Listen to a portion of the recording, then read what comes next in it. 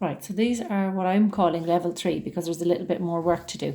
So hopefully you can follow my example here. It'd be a bit easier to follow it here than just look at a written example. So we have to remember that when we look at these, there's lots of possibilities of things that we can do, but ultimately we're trying to get the same number and a different sign in front of the x's or the y's. Now, it's probably just easier to concentrate on the y's because that's what we've been doing so far, and it might just make life a little bit easier if we just say we're going to focus on the y's.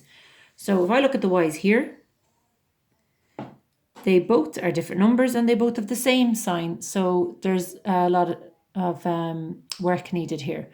But I look at the numbers 3 and 2, and I think of my times tables, I can make them both become 6 through multiplication.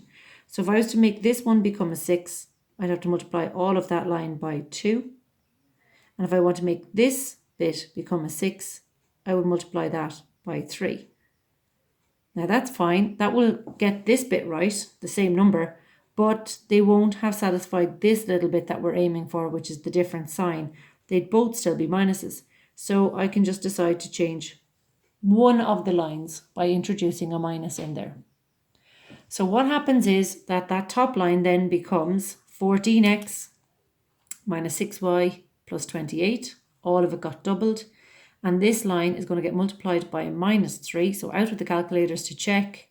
You've got minus 15x minus by minus giving you a plus 6y. And then 10 times minus 3 is minus 30. So now we have the situation that we wanted, which was same number, different sign. And once you have that, you can cancel it.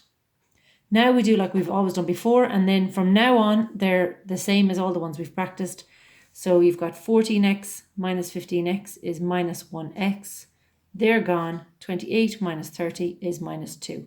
We don't want to solve for a minus 1x. We want to solve for a plus. So we have to do something. We're going to change both signs. So x is a plus 2.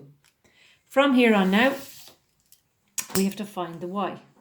So I've written in the other examples, now find y. So what we do is we get our value for x and we sub it in. Now I've always picked line 1. So that's what I'm going to do again. And it's out of pure habit.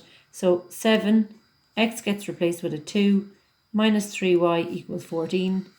2 7s are 14, minus 3y equals 14. This one's a little bit different in that 14, bring that over, it cancels it, minus 14. Minus 3y is actually equal to 0. So it doesn't matter with the signs, it means that y must also be 0. So our two answers are x is 2 and y is 0.